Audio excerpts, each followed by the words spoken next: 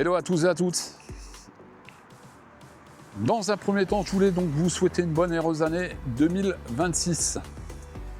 Avec plein de projets, plein de road trips routiers ou des road trips tout terrain. Comme vous le savez tous, ça fait un certain nombre d'années que je roule avec cette machine, la Ténéré 700 de 2019. Donc elle a pris 50 000 km, une grosse partie en tout terrain. Et puis quelques road trips routiers. Et il est temps de vous annoncer que, on va dire, elle va prendre un peu sa retraite pour laisser place à cette fameuse moto, la XTZ 1200. Alors pourquoi ce changement? Alors pour l'année 2026, j'ai prévu donc de faire des road trips un peu plus routiers.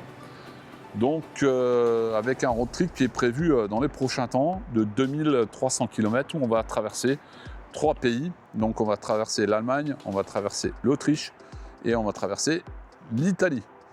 On va s'arrêter un peu dans les Dolomites, enfin bref, voilà. Je vous ferai un petit topo quand le jour viendra. Alors je suis parti sur cette machine, donc la XTZ 1200. Pourquoi? Parce que déjà j'aime la marque. Ça fait un bail que je roule Yamaha. C'est une machine qui m'a tapé dans l'œil depuis un bon moment. Et je me suis dit, je vais en acheter une. J'ai regardé un peu les occasions qu'il y avait, un peu partout. Et je suis tombé sur celle-ci qui était super propre, qui n'a jamais fait de tout terrain. Entretenu chez Yamaha. Et bon, voilà quoi, je veux dire, il la produise plus, donc je me dis maintenant on va chercher dans l'occasion et on est parti là-dessus.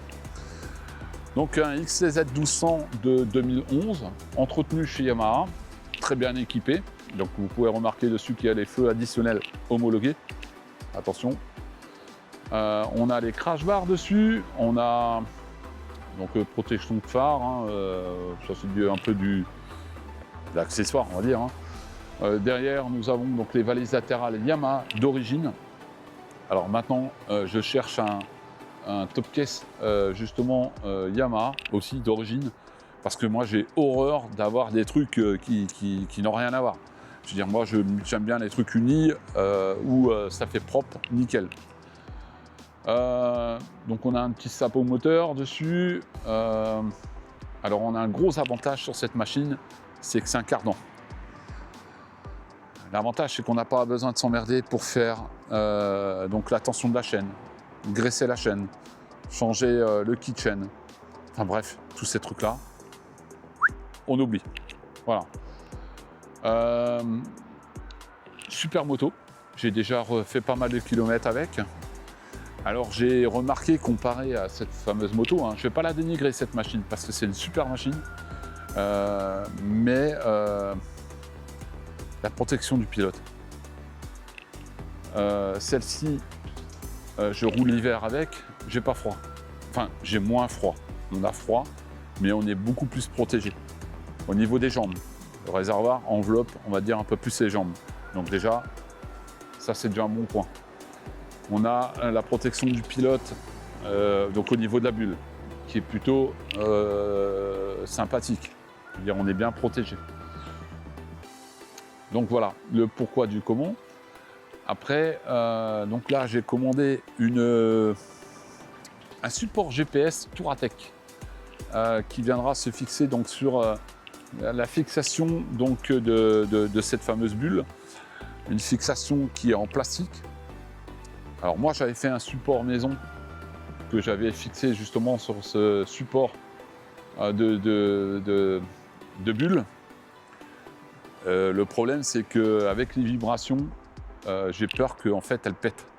Et on m'a déjà dit que c'était légèrement fragile, donc il valait mieux investir dans un truc plutôt correct. C'est pour ça que je suis parti sur ce fameux support GPS Touratech. Ça m'a coûté un peu plus d'une centaine d'euros. Je vous ferai un petit tuto du montage de celle-ci. Et d'après les échos que j'ai reçus, apparemment, ça a l'air d'être plutôt robuste. Donc on va tester ça. On va essayer de l'équiper au fur et à mesure, de petits trucs, de petits accessoires qui vont faire que après la moto elle sera propre nickel et prête à partir sur notre fameux road trip. Donc je vais vous parler du road trip qu'on a prévu cette année en 2026 avec mon collègue Jean-Marc. Donc on a prévu de partir sur un road trip routier de 2300 km. Donc on va traverser 3 pays. On va traverser l'Allemagne, l'Autriche, l'Italie, pour revenir sur la route des Grandes Alpes au retour, quoi. Donc 2300 km environ. Et puis on va essayer de vous partager tout ça sur la chaîne. Alors le gros problème, c'est que quand on fait des vidéos comme ça de voyage, c'est très compliqué de garder, des paysages qu'on a pu voir tout au long de ce fameux périple. Donc on est obligé de couper les vidéos, parce que sinon les vidéos elles durent 3 heures et puis les gens maintenant ils scrollent, quoi. Voilà. Donc on va essayer de vous partager ça avec les plus beaux endroits que nous on va pouvoir visiter. Je pense que au niveau des Dolomites on va être servi. Donc je vais essayer de vous partager un max de vidéos là-dessus. Et puis on vous fera un petit retour de cette fameuse moto quand j'aurai effectué les différents road trips que j'ai en tête. Là on va faire quelques balades aussi dans la région où comme d'habitude on va essayer d'aller dans les hauteurs pour rouler un max avec cette machine pour voir comment elle réagit, pour voir comment elle se comporte avec un chargement. Et puis voilà, quoi. C'est toutes les nouvelles que je peux vous donner pour cette année 2026, tout en sachant que pour moi le tout-terrain, on va dire, c'est un peu en stand-by. J'ai un gros problème de genou. Alors j'ai des radios à passer dans les prochains temps, mais je pense que le ménisque, j'avais déjà des problèmes au niveau des ligaments. Maintenant le ménisque qui commence à merder.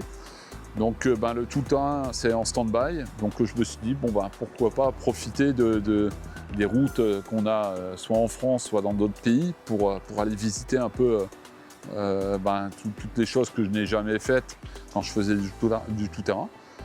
Donc maintenant, on va voir les choses différemment. On va essayer de vous partager un max de choses, de vidéos, d'équipements qu'on va installer sur la machine. Et puis n'hésitez pas à nous suivre. N'hésitez pas à liker, commenter, vous abonner aussi. Donc, moi, je vous dis à bientôt. Ciao.